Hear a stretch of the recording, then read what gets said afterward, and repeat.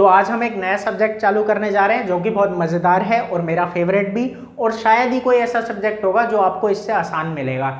बहुत ही आसान सब्जेक्ट है ना। अगर कोई गलती से कहे कि भाई ये तो बहुत मुश्किल है तो तुरंत वहां से भाग जाना या तो उसको भगा देना, ठीक है। एक काम जरूर करना कि या तो खुद भाग जाओ या उसको भगा दो, क्योंकि इससे आसान कोई सब्जेक्ट है ही नहीं। हर चीज का इस सब्जेक्ट में आपको लॉजिक मिलेगा, एक एक चीज आपको अच्छे से पता लग जाएगी।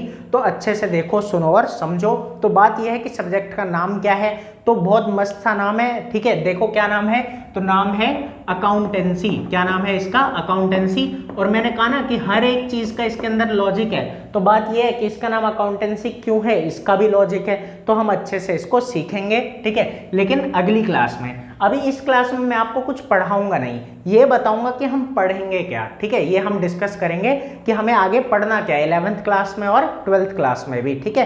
तो आ जाओ अच्छे से देखते हैं कि हम 11th में क्या पढ़ेंगे और 12th में क्या पढ़ेंगे।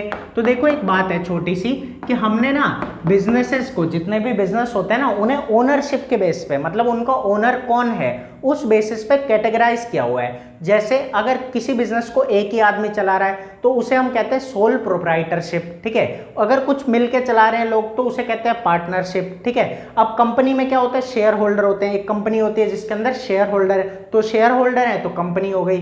फिर एक होती है एनजीओ, ठीक है, ये भी आपने सुना ही होगा, non profit organisation, non profit organisation. तो यही सब बातें हैं कि इन्हीं के अकाउंट्स बनाना, उससे हमें क्या करना है, वो सब, ये सब चीजें हमें सीखनी है। तो आ जाओ एक बार अच्छे से बताता हूं। तो देखो 11th क्लास में हम क्या करते हैं ना, जो हमारा सोल प्रोप्राइटरशिप है, जिसमें एक ही आदमी ओनर होता है बिजनेस का, इससे रिलेटेड अकाउंटेंसी हम पढ़ेंगे, ठीक है, कि कैसे इसके अकाउंट्स बनते हैं, क्या उसका यूज है, क्या क्या प्रोसीजर है, हर चीज को हम अच्छे से समझते हैं। तो 11th क्लास में हम पढ़ते हैं सोल प्रोप्राइटर से रिलेटेड।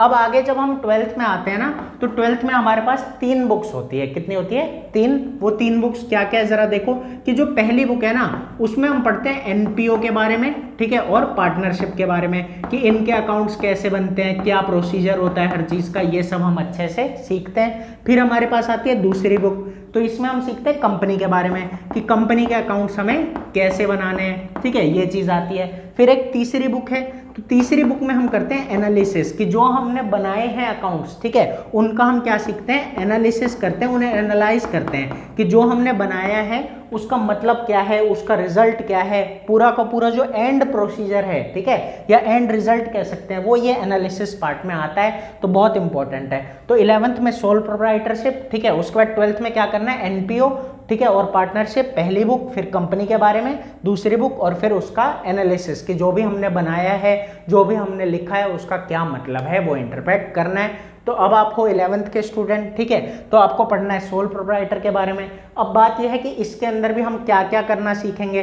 तो देखो कुछ मेन चीजें हैं, ठीक है, बाकी जितने भी चैप्टर हैं वो हमें वही समझाने के लिए हैं, ठीक है। चैप्टर तो बहुत सारे हैं, 18-19 चैप्टर हैं, लेकिन कुछ 3-4 ही चैप्टर हैं जो मेन है, जिनके इधर उधर सब कुछ घूम रहा है, ठीक है, वही ही चैप्टर समझाने के लिए बाकी के चैप्टर भी पढ़ाए जाते हैं। तो आ जाओ देखते हैं कि वो क्या है। तो चैप्टर्स ऐसे हैं, देखो हमें मेन ये सीक्वेंस पढ़ना है। जर्नल, ठीक है, एक होता है हमारा जर्नल, फिर उसके बाद आता है लेजर, ठीक है, जर्नल के बाद क्या आता है, लेजर, याद रखना है इसको अच्छे से, ठीक है। उसके बाद हम पढ़ते हैं ट्रायल बैलेंस, क्या आता है हमारा, ट्रायल बैलेंस, ठीक है, इस तरीके से। और फिर उसके बाद हम पढ़ते हैं preparation of final accounts, preparation of final accounts, ये हमें पढ़ना है, ठीक है। तो अच्छे से इतना समझ में आया होगा कि प्रिपरेशन ऑफ फाइनल अकाउंट्स, तो ये चीजें हमें सीखनी है।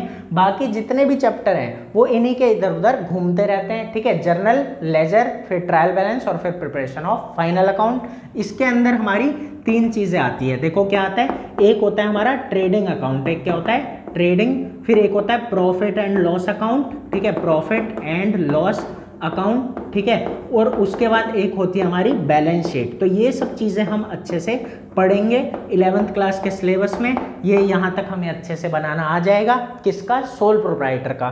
फिर हम चलेंगे पार्टनरशिप की तरफ, फिर कंपनी की तरफ, और फिर उनका एनालिसिस करेंगे। तो इतनी कहानी अच्छे से थोड़ी बहुत समझ में आई होगी अच्छे से।